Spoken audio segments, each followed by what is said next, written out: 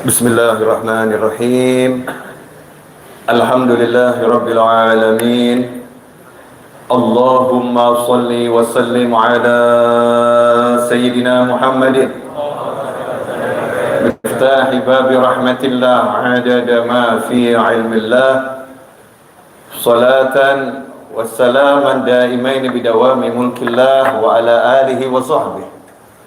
Allahumma salli ala sayyidina Muhammadin salatan taftahu biha lana futuhal arifin wa tufaqihuna biha fid din wa ala alihi wa sahbihi. Assalamu alaikum warahmatullahi wabarakatuh.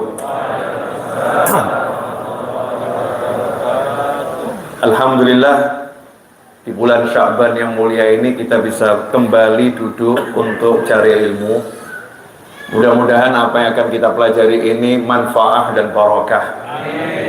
Bisa menjadi ilmu yang kita amalkan, kita ajarkan dan sebarluaskan dan membawa manfaat kepada seluruh umat Nabi Muhammad SAW. Amin Allahumma amin. Manusia, itu kita ini sadar nggak sadar kan terus berjalan. Ya, sadar nggak sadar terus berjalan sampai nanti titiknya tiba, waktunya tiba, mau nggak mau ya pergi, ya meninggalkan fase kehidupan dunia, melanjutkan hidup di alam barzakh. Bahagianya alam barzakh secara syariat bergantung dari amalan kita selama di dunia ini. Kemudian dari barzakh nanti ada alam kebangkitan, diawali dengan tibanya kiamat, berlanjut kebangkitan. Setelah dibangkitkan, dikumpulkan di padang mahsyar. Di padang mahsyar pun juga bergantung dari amalan kita di dunia ini. Setelah itu nanti dibawa, ada dua kelompok, yang satu diarak-arak, diantarkan menuju surga. Semoga kita termasuk di dalamnya, amin. Yang satu diseret, ya diseret menuju neraka. Sama diantarkan malaikat, cuman malaikat yang satu mengarak ya dengan kemuliaan, yang satu menyeret dengan kehinaan. Mudah-mudahan kita semua selamat dari seretan malaikat, amin. Nah, salah satu yang akan kita pelajari malam hari ini adalah caranya biar kita selamat sampai ke surga, tapi dengan amalan yang mudah. Amalan yang mudah. Karena amal inilah alladzina amanu wa amilus sholihat. Orang-orang yang beriman dan beramal soleh. Itu selalu nggak pernah dipisahkan. Iman, amal, soleh. Iman, amal, soleh. Makanya dikatakan al-iman yazid wa yanqus. Iman itu pasang surut. Diukur dari mana pasang surutnya? Kalau amalnya nambah berarti imannya nambah. Kalau amalnya kurang berarti imannya juga lagi redup. Karena itulah, kalau kita pengen iman kita kuat, pengen kita selamat, berarti amalnya harus selalu nambah. Dari sekian banyak amal, malam hari ini kita akan bahas amal yang asyik. Asyik dan mudah, tapi perlu biaya. Nah, ini bicara perlu biaya mulai mikir. Ya, perlu mikir. Karena surga itu harus dengan rahmatnya Allah Ta'ala. Dan rahmatnya Allah Ta'ala dijanjikan, wa rahmati qaribum minal muhsinin. Rahmatku dekat sekali dengan orang-orang yang suka berbuat kebaikan. Nah, untuk berbuat kebaikan itu ada yang gratis. Ya, seperti zikir, ya itu gratis. Senyum, ya itu gratis. Ada kebaikan yang butuh modal. Ya, kebaikan butuh modal. Nah, kebaikan butuh modal inilah yang malam hari ini akan saya ajarkan. Mudah-mudahan yang pelit pada menyimak. Ya, mudah-mudahan yang bakhil pada menyimak. Karena amalan ini paling cocok buat orang-orang pelit. Sebab berat melakukannya. Kan semakin berat kan semakin gampang dapat pahala besar. Al-ajr ala qadril masyaqqah. Besarnya pahala sesuai dengan beratnya. perjuangan untuk mengamalkan amal tersebut. Bukan berarti kalau kita mudah mengamalkannya nggak besar pahalanya. Ya, besar pahalanya kita jadi mudah karena mungkin hati kita nggak sama dengan hati orang-orang yang susah untuk mengamalkannya. Apa nama amalannya ini? Menyenangkan orang. Selesai. Tapi yang model bagaimana menyenangkannya, kita akan baca satu demi satu hadis. Saya sudah pilihkan, ini ada 5 hadis. Tapi senada ya, 5 hadis senada. Judulnya ini amalan ibu-ibu. Bu, surga menantimu. Amin. Pengen cepet ya, Bu? Oh enggak, karena enggak Habib ya. Surga Habib, tapi nanti dulu. Surga menantimu. Ya, ini kesempatannya ibu-ibu masuk surga, salah satunya ini. Ilmunya dibutuhkan. Ilmu masak. Ilmu buat kue. Ilmu olah makanan. Ini jalan ibu masuk surga. Mulai mikir nih. Kalau begitu besok minta kursus masak sama suami. Ya, terus alasannya, yang tolong kursusin masak. Kenapa? Jalan ke surga. Udah beda ya dari pengajian, beda. Dalam sebuah hadis yang sahih, Rasulullah Shallallahu Alaihi Wasallam bersabda, saya akan bacakan sabda Rasul SAW dari Sayyidina Abu Hurairah radhiyallahu taala anhu, qultu ya Rasulullah, inni idza ra'aituka tabat nafsi wa qarrat aini, ambi'ni an kulli syai'. Dari sahabat yang bernama Abu Hurairah radhiyallahu anhu, beliau berkata kepada Nabi Muhammad SAW, duhai utusan Allah, duhai Rasulullah, duhai baginda Muhammad SAW, sesungguhnya aku kalau melihat wajahmu, jiwaku merasakan kenikmatan yang tiada tara. Jiwaku merasakan kenikmatan yang tiada tara. Wa qarrat aini, dan pandanganku menjadi sejuk. Gimana nggak enak ya lihat Nabi Muhammad SAW. Baru lihat suami yang menyenangkan saja adem tuh hatinya istri ya. Lihat istri yang solihah, dingin tuh hatinya suami. Bayangkan lihat Nabi Muhammad SAW. Nah, tapi ya ada juga loh, orang tuh lihat suami yang soleh, hatinya panas, ada juga ya. Karena istrinya nggak solihah. Na'udzubillah min dzalik. Ada pula suami lihat istrinya yang solihah, hatinya panas karena suaminya belum soleh. Nah, ini kalau sahabatnya Nabi Muhammad SAW, kesenangannya, kebahagiaannya adalah melihat wajah Nabi Muhammad SAW. Dan ini adalah salah satu bentuk pujiannya sahabat kepada Rasulullah SAW. Kan langsung nanya bisa ya, Anbi ini tolong jelaskan kepadaku segala sesuatu wahai Nabi Muhammad SAW. Tapi ternyata Abu Hurairah nggak langsung nanya, muji dulu. Lihat wajahmu itu yang paling buat aku senang ya Rasulullah. Ini pujian atau bukan pujian? Pujian. Makanya antum nanti kalau ketemu ustadz, ketemu kiai, ketemu guru, ketemu habib, mau nanya, jangan langsung, ustadz saya mau nanya. Ya, yang ngomong gitu dulu. Habib Masya Allah, Yai Masya Allah. Kalau lihat antum itu hutang rasanya lunas. Itu kan menimbulkan yang mau ditanya, udah senang dulu. Ya udah senang dulu. Ini bisa dipakai ketika kita mau bicara dengan siapapun dan kita butuh sesuatu. Kalau kita bicara dengan siapapun dan kita butuh sesuatu darinya, jangan langsung to the point. Ya mau ngomong basa-basi ya bukan basa-basi, sungguh-sungguh gitu loh ya. Sungguh-sungguh. Misalnya kalau suami mau minta tolong sama istri, ya biar dipijitin. Jangan ngomong perintah, pijitin. Ya pemanis kata dulu. Saya itu udah coba dipijit siapapun, nggak ada yang seperti kamu. Masya Allah. Itu senyum-senyum kecut itu. Senyum-senyum kecut. Udah paham maksudnya ya? Udah paham maksudnya. Ya apalagi gitu ya. Kalau mau pengen dipijit ngomong aja langsung, gak usah basa-basi. Kata istri gitu ya. Tapi begitulah kita diajarkan oleh sahabat, diajarkan Nabi Muhammad SAW. Ya kita jangan langsung to the point. Ada seni berkata-kata. Nah itulah yang namanya kehidupan. Namanya kehidupan. Kalau lihat parasmu, wahai Nabi Muhammad SAW, adem nih hati saya, enak jiwa saya, pandangan saya teduh rasanya melihat dirimu, wahai baginda Muhammad Sallallahu Alaihi Wasallam. Anbi'ni, nah baru ngomong, tolong ya Rasulullah, jelaskan kepadaku segala sesuatu. Mujinya nggak banyak ya, tapi dari hati, tapi permintaannya besar. Jelaskan kepadaku segala sesuatu. Disitulah baginda Muhammad Sallallahu Alaihi Wasallam bersabda, kullu syai'in khuliqa minal ma'. Yang pertama disampaikan, wahai Abu Hurairah, segala sesuatu diciptakan dari air. Ini bicara ilmu pengetahuan Nabi Muhammad SAW. Oh, Rasul kok tahu ya, segala sesuatu diciptakan dari air. Udah keliling jagat raya, udah ketemu yang maha mencipta.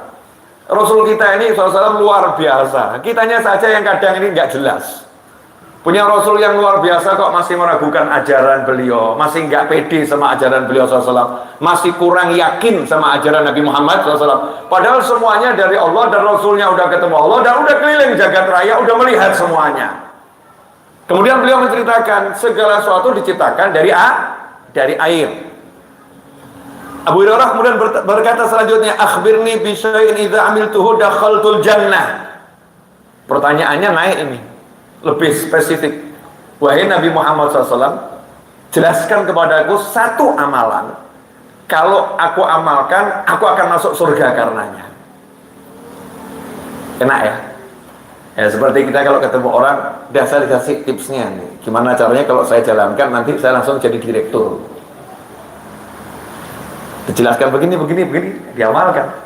Ini bukan jadi direktur, bukan jadi orang kaya, masuk surga. Di atas semuanya, satu amalan kalau saya amalkan, saya langsung dijamin masuk surga. Apa jawaban Nabi Muhammad Sallallahu Alaihi Wasallam? Qala at'imit ta'am wa afsis salam wasilil arham wasalli billail wan nasu niyam tadkhulul jannah bisalam. Enaknya, amalnya gampang, mudah. At'imit ta'am, kasih makan orang, kasih makan. Ibu-ibu berarti tiap hari punya pintu ke surga ya Bu ya. Yang ngasih makan suami ibu atau pembantu?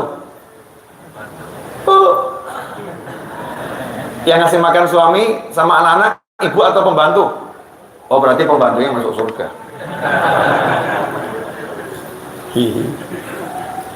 Yang ngasih makan suami ibu atau pembantu? Bener Pak, memang istri yang ngasih makan. Istri atau ART? Ini kok nggak berani ngomong, kenapa? Jangan-jangan istrinya ada di sono gitu ya, ada di sono. At'imit ta'am, kasih makan tanpa syarat.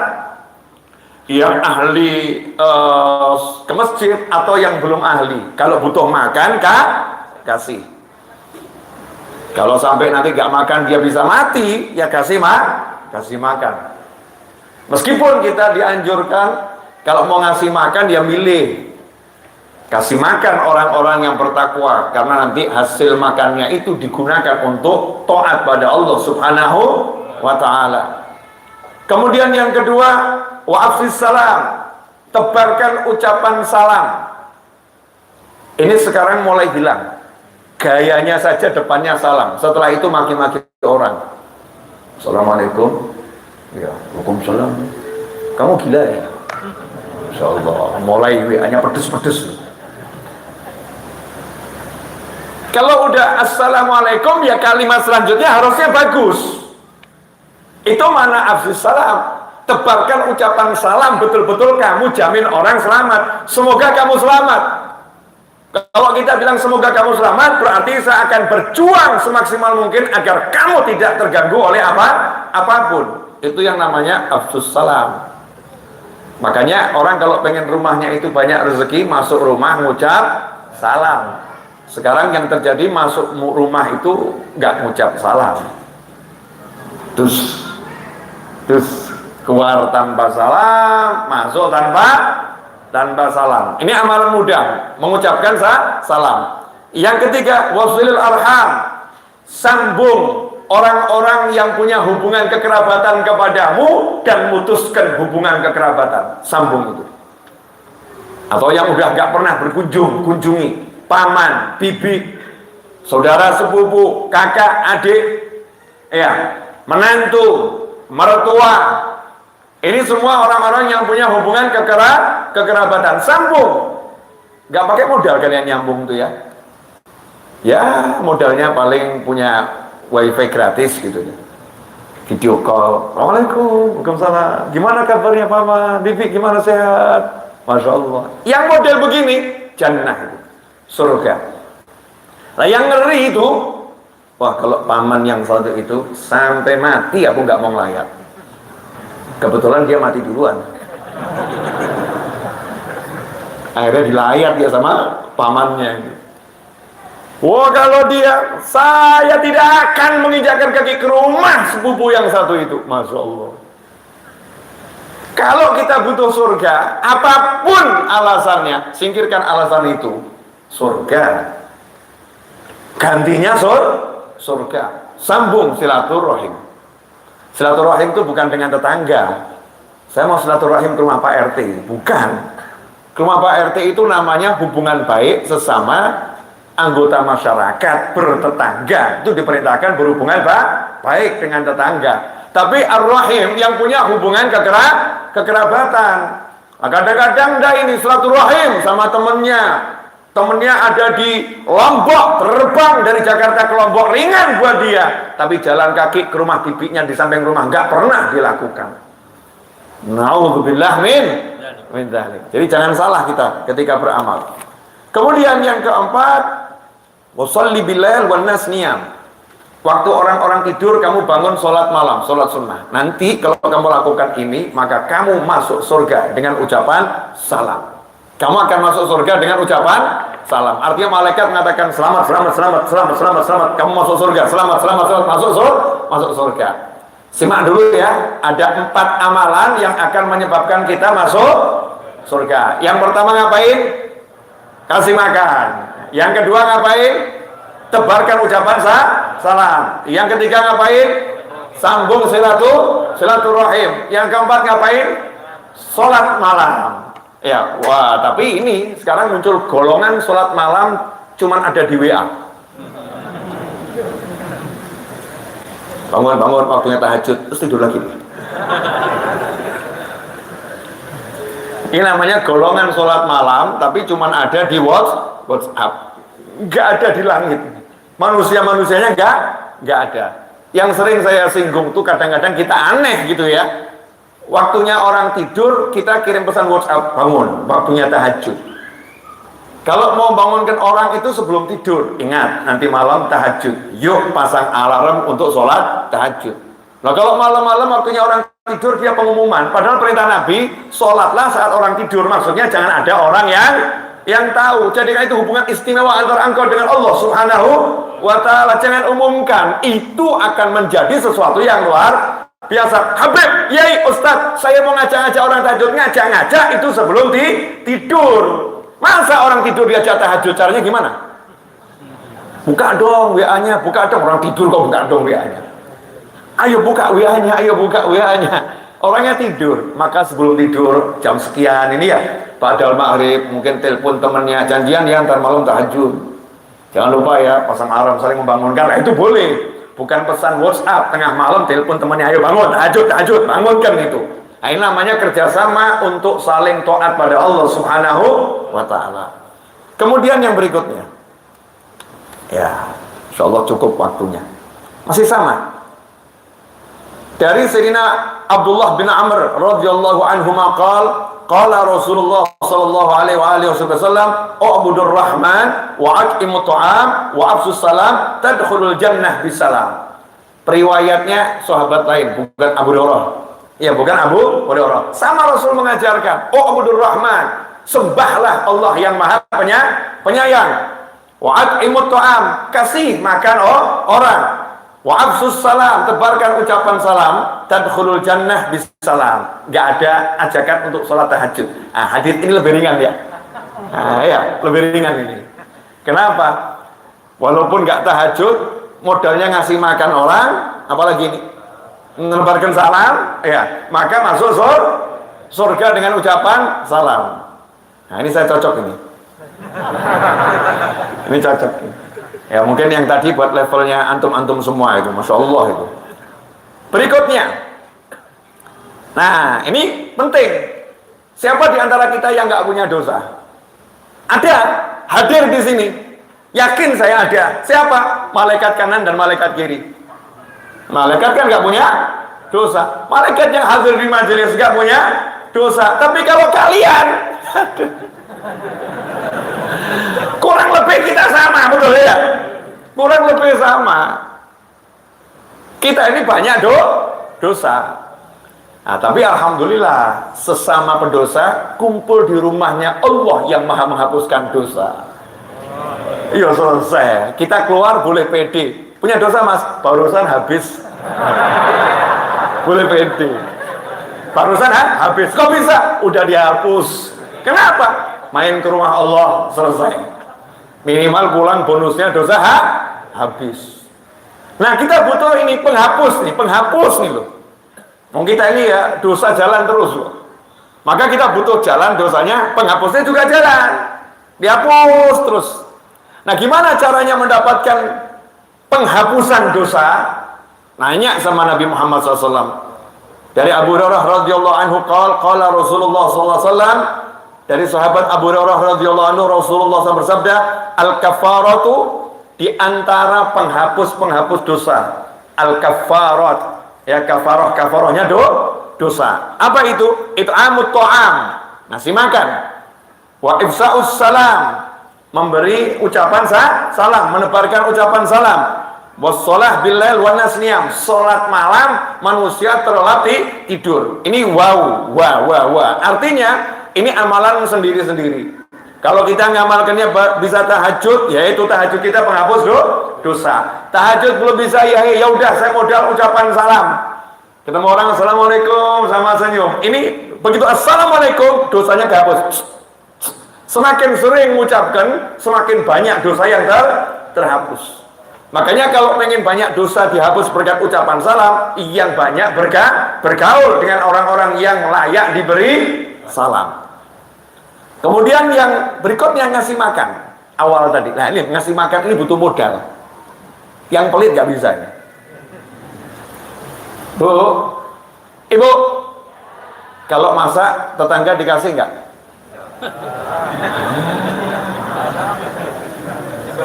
Jawabannya budget. Suami kalau masaknya banyak dikit bilang ini bukan mau pesta. Ini bukan mau pesta. Sementara Nabi SAW mengajarkan kalau masak itu kuahnya yang banyak, tetanggamu kasih. Ya, tetanggamu kasih. Makanya kalau kita lihat nanti ini baru kita baca hadisnya dulu. Nanti kalau sudah saya mau tunjukkan amalan ini diamalkan bagaimana oleh para ulama. Bagaimana para ulama mengamalkan amalan ini. Yang berikutnya masih ada dua. Rasul bersabda sallallahu innallaha azza wa jal ayudkhilu bil luqmatil khubus wa qabsatit tamar wa mithlihi mimma yanfa'ul miskin thalathatun al jannah. Kata Rasulullah SAW, sesungguhnya Allah azza wa jal, Allah yang maha agung, maha besar, sungguh dia Allah akan memasukkan 3 kelompok manusia ke dalam surga karena dia memberikan makan secuil, ya. Cuman luqmah itu sesuap gitu. Biasa kita kan sesuap nasi. Nah, kalau roti masa sesuap roti ya. Kalau roti ya secuil roti. Kemudian sebutir korma yang bisa diambil dengan 3 jari. 3 jari ini kan ngambilnya sebutir korma. Sebutir korma yang kecil. Atau yang sejenisnya. Ya, nasi, makanan lah yang sedikit. Ada 3 kelompok manusia yang gara-gara ngasih makan orang lah, intinya begitu, dimasukkan Allah ke dalam surga. 3 kelompok manusia. Siapa itu? Al-amiru bih. Nah, ini yang nyuruh. Ya, suami. Ini modelnya suami enak, suruh istri masak. Masakan itu ada tamu. Yang nyuruh siapa? Suami. Yang nyuruh siapa? Suami. Yang ngeluh siapa?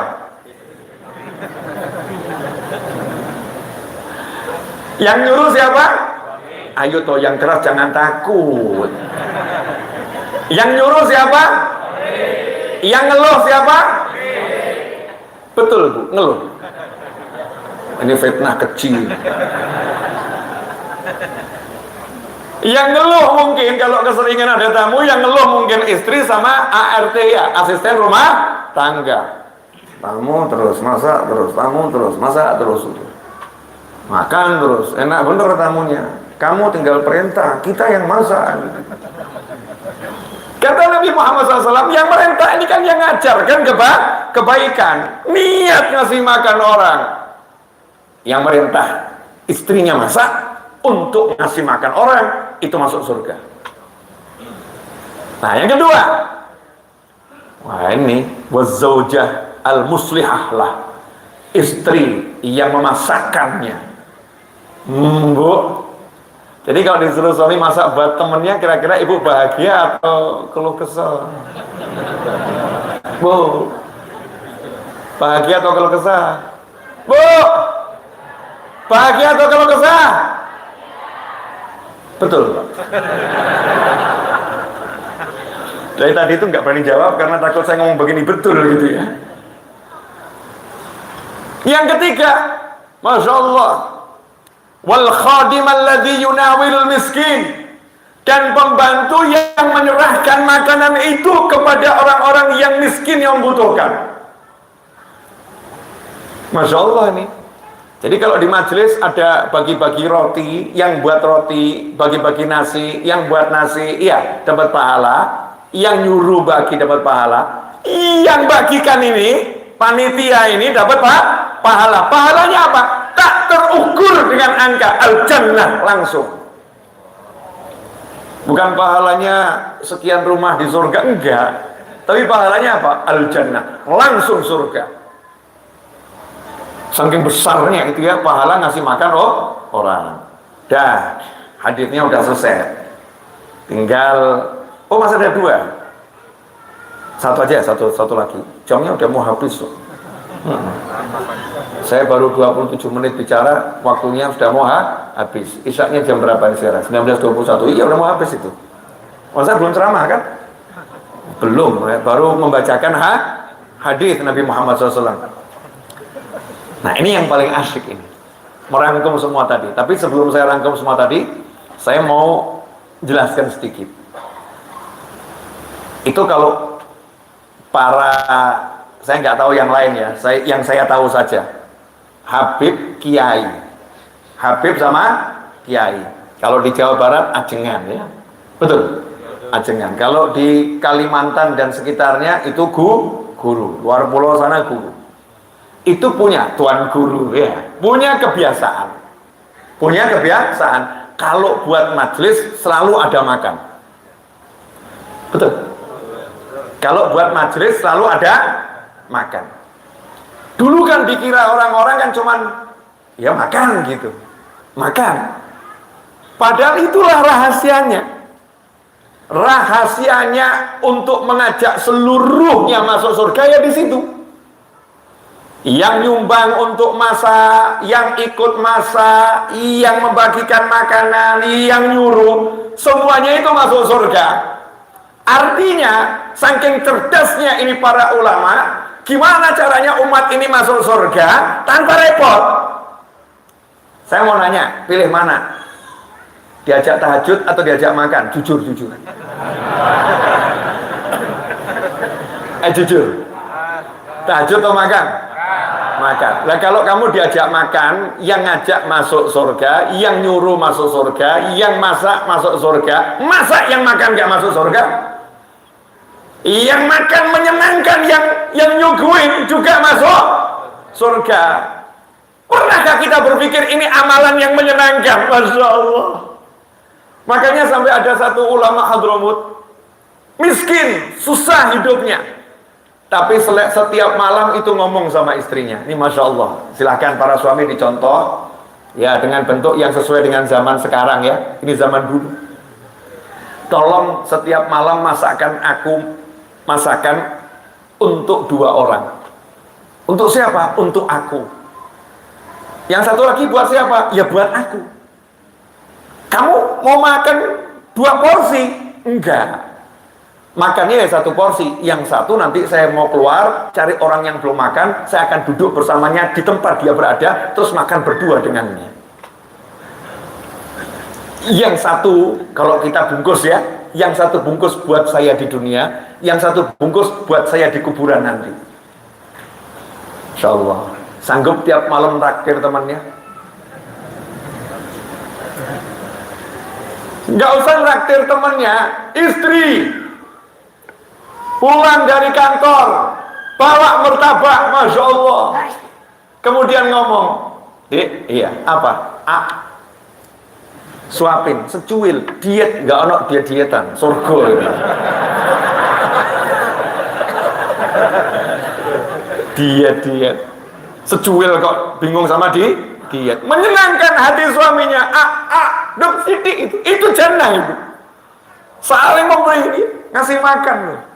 Kenapa ngasih makan ini dipraktekkan oleh Nabi Muhammad SAW dalam setiap gerakan dakwahnya, baik di Mekah maupun di Madinah? Kampanyenya Nabi Muhammad SAW, at'imut ta'am, kasih makan orang. Karena kalau orang udah duduk makan bareng, insya Allah hatinya nyambung. Insya Allah hatinya nyambung. Makanya sampai sekarang ini orang-orang besar itu kalau bisnis pengen goal ngapain? Sambil makan. Meetingnya di mana? Di rumah makan dulu. Ayo makan. Nah, habis makan baru ngobrol. Perut udah kenyang, mulut udah asik, pikiran tenang. Maka bisnis pun bisa berjalan dengan lancar. Itu hikmah, yaitu hikmah. Makanya para istri, kalau suamimu pulang, jangan ditanya apapun, kasih makan dulu. Makan dulu. Karena kalau udah makan, perutnya kenyang, minimal pikirannya tenang. Baru bisikin, beras habis. Iya. Belum dikasih makan, udah bilang beras habis. Pusing. Kasih makan nih, at'imut ta'am. Makanya saya berusaha semaksimal mungkin di majelis saya di Solo, Ar-Raudhah. Setiap kajian harus ada yang dimakan. Kalau nggak ada dimakan harus ada air gitu kan. Maka saya siapkan air mineral buat sendiri. Ya nggak bisa sih buat air. Yang bisa ngelola ya. Nah, mengelola air. Bisa buat air siapa? Kita kan nggak bisa buat apa-apa ya. Handphone ini mana yang bisa buat? Ini kan cuma ngumpulin bahan. Betul. Manusia kan cuma ngumpulin bahan, merakit dari yang ada, nggak bisa buat kita. Kadang-kadang kita kan sok hebat. Wah, aku yang buat. Siapa yang buat? Semua buatan Allah Subhanahu wa Ta'ala. Air, kemudian ada roti, ya, kemudian ada kopi. Kalau selesai makan nasi. Walaupun ini bertentangan dengan ahli diet Nusantara. Malam-malam jangan makan nasi gitu. Tapi ya kalau sedikit kan ya insya Allah barokah. Kalau sedikit-sedikit ya lama-lama jadi oke. Harus ada yang dimakan. Harus ada yang dimakan. Itu amalannya orang-orang soleh terdahulu dari zaman Nabi Muhammad SAW sampai hari ini. Dan ternyata memang ada sesuatu. Duduk bareng, makan bersama itu ya. Rasanya nikmatnya luar biasa. Stres hilang. Kenapa itu di pos-pos ronda itu sekedar duduk di situ kok stres hilang ya? Nggak pakai zikir, nggak pakai wirid ya. Kenapa? Karena makan bareng. Pisang goreng, ya, bohong goreng, kacang ya dimakan bersama itu. Itu memang mendatangkan sesuatu di hati, rahmah. Ya muncul rahmat dari Allah Subhanahu wa Ta'ala. Nah ini akhiran terakhir. Karena 6 menit lagi nggak nyampe itu adzan isya. Tadi kamu kira kan masih 20 menit habis gitu ya. Tadi ternyata sekarang tinggal 5 menit. Tentang ahli maksiat yang dapat pengampunan gara-gara ngasih minum orang soleh. Dulu kan saya cuma cerita. Ini saya bacakan haditsnya. Jadi biar nanti kalau ada yang nanya dalilnya mana. Kadang-kadang saya ketemu orang-orang yang RWT itu. Tahu RWT? Ruwet Lu apa adanya, ruwet gitu. Giliran dikasih cerita sama orang-orang nggak jelas, percaya ya. Dikasih cerita sama Marvel tuh percaya. Superman percaya ditonton. Kabur, Masya Allah. Superman, Spiderman, bisa nempel, bisa panjang. Padahal itu nama binatangnya laba-laba. Apalagi apa tuh? Catwoman, wedok, jadi kucing. Apalagi Batman itu ya pakai kelelawar, nama-nama binatang. Kita percaya. Imajinasinya orang-orang itu kita percaya sebagai kebenaran. Padahal Indonesia dari dulu udah punya sesuatu yang hebat, buto ijo. Betul nggak? Buto ijo itu cerita rakyat, bener kan? Orang Barat nggak punya buto ijo, langsung buat hulu. Dulu mana buto ijo atau hulu? Buto ijo, hulu kan datang belakangan. Kenapa? Baca kisah rakyat Indonesia, Marvel buat hulu. Mereka dulu nggak ada Superman, dengar ada Gatot Kaca. Karena ada Gatot Kaca, di Amerika nggak ada Gatot Kaca, maka buat Superman. Ini kalau saya bahas ini nanti kamu kira saya ahli Marvel. Ya, ini kok sampai sini gara-gara bahasa apa tadi ini?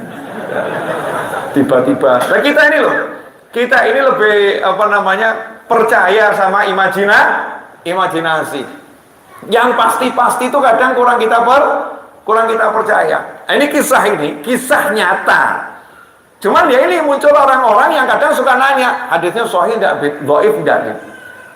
Tingkat kesahihannya bagaimana? Lah kamu tuh siapa? Nanya-nanya hadisnya sahih atau enggak sahih? Emangnya kamu pakar hadis? Kalau kamu pakar hadis ya ayo duduk kita bahas hadis. Pakar bukan kok gaya nanya sahih enggak gitu. Itu untuk ilmu hadis, ada sekolahnya. Di situ nanti akan ada pembahasannya setiap hadis, siapa perawinya, apa tingkatannya. Kemudian kalau dhaif emangnya ditolak? Ya enggak. Tapi dhaif itu ada tempatnya. Dhaif ini untuk apa? Kalau sahih untuk apa? Itu ada tempatnya, bukan dhaif kemudian dibuang. Siapa yang ngajarin seperti itu? Enggak ada. Itu ajarannya orang-orang yang belum belajar. Yang belum belajar. Kalau udah belajar ngerti, dhaif ini sebagai sumber hukum cadangan. Sumber hukum cadangan. Nanti kalau ada suatu masalah butuh fatwa, ternyata tidak ada hadis sahih yang menjelaskan. Kok ada hadis dhaif yang menjelaskan? Hadis dhaif ini bisa menjadi sumber hukum. Tapi kalau ada hadis sahih, hadis dhaif ini nggak bisa jadi sumber, bisanya jadi pelengkap. Tuh langsung dengar suara azan. Lanjut. An Anas bin Malik radhiyallahu anhu an Nabiillah sallallahu alaihi wasallam qala rajulani salaka mafazatan 'abidun wal akharu bihi rahakun fa'atisha al-'abidu hatta sakata faja'ala sahibuhu yanzuru ilayhi wa huwa sari'un faqala wallahi in mata hadha al-'abdu salih atashan wa ma'i ma'un la usibu min Allahi khairan 'abada wala in saqaituhu ma'i la'mutanna fatawakkala 'ala Allahi wa 'azama farasha 'alaihi min ma'ihi wa saqahu fadlahu faqama faqata'a al-mafazata fayuqifu alladhi bihi rahakun lil hisab fayu'maru bihi ila an-nar wa tasuquhu al-malaikatu fayara al-'abida fayaqulu ya fulan ama ta'rifuni fayaqulu wa man anta fayaqulu ana alladhi athartuka 'ala nafsi yawm al-mafaza fayaqulu bal a'rifuk fayaqulu lil malaikati qifu fayaqifuna fayaji'u hatta yaqifa fayad'u rabb azza wa jalla fayaqul ya rabbi qad araftu yadahu 'indi wa kaifa atharani 'ala nafsihi ya rabbi habhu li fayaqulu huwa lak fayaji'u fayakhudhu bi yadi akhihi fayudkhiluhu al-jannah faqultu li abi dhalal ahadatsaka Anasun an Rasulullah sallallahu alaihi wasallam qala na'am. Ya ini saya ringkas saja. Cerita ini sudah sering saya sampaikan tentang dua orang, yang satu ahli ibadah, yang satu ahli maksiat, begitulah. Kebetulan melakukan perjalanan, kalau sekarang lewat jalan tol, sekarang lewat jalan tol ketemu di rest area, itu kalau sekarang begitu. Ya biar gampang mencerna ya. Nah, kalau dulu lewat padang Sahara, ketemu di titik perhentian, yang ahli ibadah sudah tergeletak hampir mati.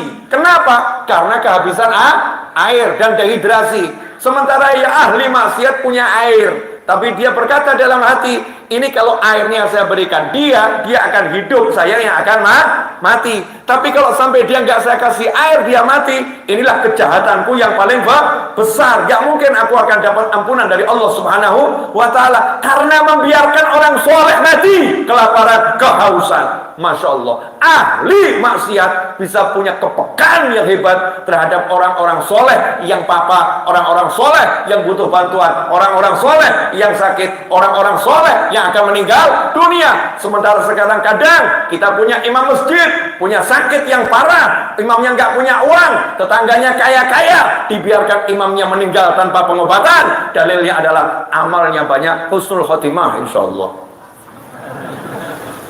Ngeri. Ini lebih buruk dari ahli maksiat tuh kalau seperti itu ya. Ahli maksiat aja mikir jangan sampai ini meninggal dunia sementara aku bisa nolong. Maka dipercikkan air tadi sehingga siuman, setelah itu dikasih minum, minum, airnya ditinggal. Nih kesatria ahli maksiatnya. Enggak ada air, enggak jadi masalah. Dah, kalau hidup ya hidup, kalau mati ya mati. Melanjutkan perjalanan dan airnya ditinggal untuk orang yang soleh. Kalau dalam pikirannya orang soleh ini lebih berharga daripada nyawaku. Sampai akhirnya ia pun meninggal dunia karena kehausan dan dehidrasi. Singkat cerita di akhirat, yaumul hisab dihitung amalnya dihitung. Nah, memang kalau dilihat pahalanya itu belum bisa menghapuskan dosa-dosanya. Pahala ngasih minum orang soleh tadi belum bisa menghapuskan dosanya. Ia pun diseret ke neraka. Dalam perjalanan menuju neraka, dia melihat orang soleh yang dia tolong tadi. Allah memang sengaja pertontonkan orang soleh tadi. Maka ahli maksiat tadi teriak, wahai fulan, masih ingat gak sama saya? Tolong saya. Siapa kamu? Dulu yang di padang Sahara ngasih minum kamu. Oh ya, saya ingat kamu, saya kenal kamu. Maka orang soleh tadi berkata pada para malaikat, kifu, malaikat berhenti. Masya Allah, yang bisa nyetop malaikat orang soleh. Coba kamu ada iring-iringan apa namanya itu, pengawalan ya, kamu stop dulu. Ngeri. Kecuali kalau yang nyetop itu ya memang pimpinannya ya berhenti. Kalau kita kan ya salah seperti itu. Nah ini yang nyetop siapa? Malaikat nyeret orang ke neraka di stop, berhenti malaikat. Karena yang merintah ini orang soleh, hamba Allah terpilih, malaikatnya nurut. Di situ dalil kalau as-saulah wal jaulah, yang punya kekuasaan di hari kiamat adalah orang-orang yang pangkatnya tinggi di sisi Allah Subhanahu wa Ta'ala. Dan orang-orang soleh di dunia ini sebetulnya kalimatnya itu didengar oleh para malaikat. Apa katanya? Maka jadilah yang dia katakan. Soleh loh ya di sisi Allah, bukan yang dipandang soleh, bukan yang kelihatan soleh, tapi sebenarnya salah. Naudzubillah min dzalik. Soleh yang hakiki. Singkat cerita, akhirnya orang soleh tadi ngomong kepada yang orang salah tadi, kenapa kamu? Saya mau diseret ke neraka. Kamu dulu kan saya tolong, sekarang tolong saya gantian. Ini bukan sisi pahala, ini sisinya lobby akhirat. Modal nggak cukup, tapi punya jalan melobi. Jadi akhirat juga bisa dilobi, saudara-saudara. Asal kamu punya kenalan. Ya, bisa dilobi. Kalau pahala udah beres, pahalanya belum cukup, sekali ngasih minum kok ya. Masa menghapuskan dosa yang begitu banyak? Masih belum cukup pahalanya, tapi lobinya jalan. Lobinya jalan. Gimana? Tolong saya. Akhirnya hamba Allah ini sujud di hadapan Allah dan berkata, ya Allah, Engkau mengerti bagaimana kedudukannya di hatiku. Dia pernah menolong saya, dia pernah membantu saya, dia pernah mengutamakan nyawaku daripada nyawanya. Dia korbankan nyawanya demi aku. Sekarang tolong ya Allah, ampuni dosa-dosanya dan izinkan dia masuk surga bersamaku. Maka kata Allah Ta'ala, aku telah mengampuni dosa-dosanya, gandeng dia, bawa dia masuk surga bersamamu, letakkan di mana sesukamu. Malah langsung dihampirin oleh orang soleh tadi, kemudian digandeng, yuk ikut saya, lobby power, yuk ikut saya, bawa ke surga. Modalnya apa? Bisa punya lobby tadi, modalnya karena di dunia ngasih minum orang soleh. Makanya kamu yang sering ngasih makan orang-orang itu yang baik-baik, siapa tahu yang kamu kasih makan tuh orang soleh, pangkatnya tinggi, nanti di akhirat kelihatan, lu kok jalan duluan, yai, Berhenti dulu Yai, ingat saya enggak? Siapa kamu? Yang dulu pernah traktir Yai. Sekali traktir gaya pula. Traktir cuman sekali, gayanya luar biasa. Yai waktu itu kan lagi pengen makan udang tuh, lagi pengen. Terus saya traktir makan udang. Ingat saya Yai, ingat. Lah, kenapa kamu? Please tolong Yai. Ini kalau amal saya ini lambat jalannya masuk surganya. Kalau saya lihat tadi Pak Yai kendaraannya cepat banget. Boleh numpang enggak? Masya Allah. Yainya minta izin sama Allah Ta'ala. Maka diizinkan sama Allah Ta'ala berkat pernah ngasih udang secuil. Ya, mas ngasih udang secuil masuk surganya aja cepat. Lah amalan model begini loh, yang ayo kita ini semarakkan. Ilmu bahasa ibu-ibu tunjukkan. Kesenanganmu bagi makan tunjukkan. Apalagi ini dekat dengan bulan Ramadan. Jadikan nanti Ramadan momen betul-betul bagi makan. Makanya sebelum Ramadan Syaban latihan. Ya, sebelum Ramadan Syaban latihan. Apalagi sekarang bagi makan tuh mudah saudara-saudara. Nggak perlu banyak tangan, cukup dengan 2 jari selesai masalah. Paham? Pakai aplikasi. Berbagi itu makanan. Nah inilah amalannya orang-orang soleh. Jadi siap bagi makanan? Siap? Nggak usah ke orang lain dulu. Ya sama istrinya, sama suaminya, sama anaknya, sama ART-nya. Yang di rumah itu loh, sopir ya. Atau yang siram-siram di rumah, security. Kita mondar-mandir lewat perumahan, ada security. Cuman bawa bau durian, nggak pernah ngampirin durian. Ya, lihat sampah menumpuk, sampah dus mereknya macam-macam, dusnya itu dilihat, isinya nggak pernah sampai ke pos satpam, nggak pernah sampai ke pos security. Lah yang begini nggak betul. Ya kita kalau bisa itu dibagi-bagi, makan, ya dikasih semua orang. Nah itulah thariqahnya orang-orang soleh terdahulu, bagi-bagi makan. Alhamdulillah sudah 40 menit saya bicara dan sudah masuk waktu isya. Mudah-mudahan sedikit barokah manfaat. Amin. Nah ini saya mau minta doa. Saya lagi buat buku, lagi buat covernya, dan covernya ini masih draft. Judulnya Solusi. Ya, ini judul katanya belum ada yang buat ya. Judulnya Solusi. Punya masalah? Pengen solusi? Baca buku ini. Ya, punya masalah? Pengen solusi? Baca buku ini. Insya Allah buku ini baru mau saya tulis.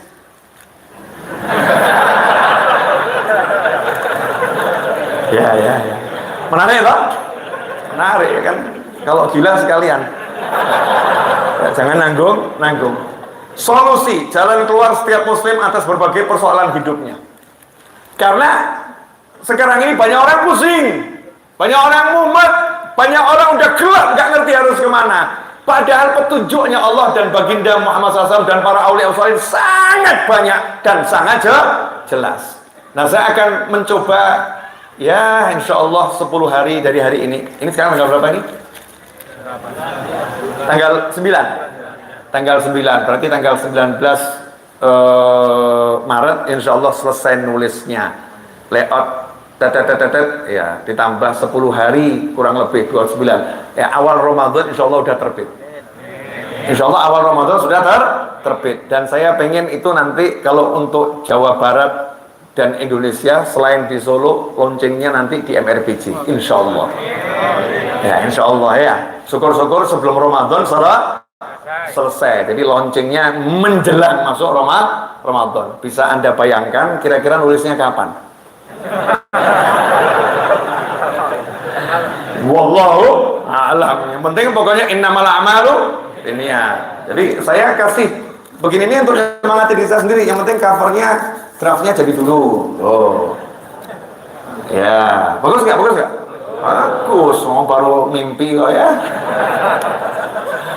Yang penting kan berani bermimpi. Ini nanti membuktikan tersolusikan enggak ini. Mau nulis buku ini tersolusikan atau tidak. Jadi kalau sampai buku ini enggak terbit, maka jangan pernah lagi Habib Novel bicara tentang solusi, karena ia pun tak bisa mensolusikan bukunya sendiri. Waduh, salah ngomong ini.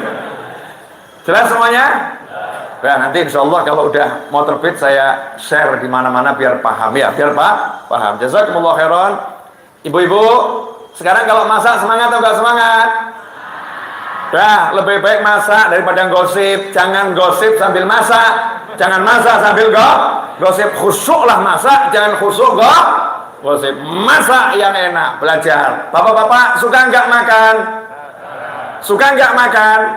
Ayo jujur, makan suka nggak? Jadi kalau istrinya masakan, suka makan atau tidak?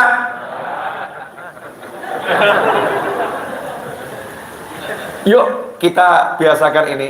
Traktir teman, ajak makan saudara, kerabat duduk. Itulah amalan orang-orang soleh terdahulu. Saya pengen mau ngasih tahu saja.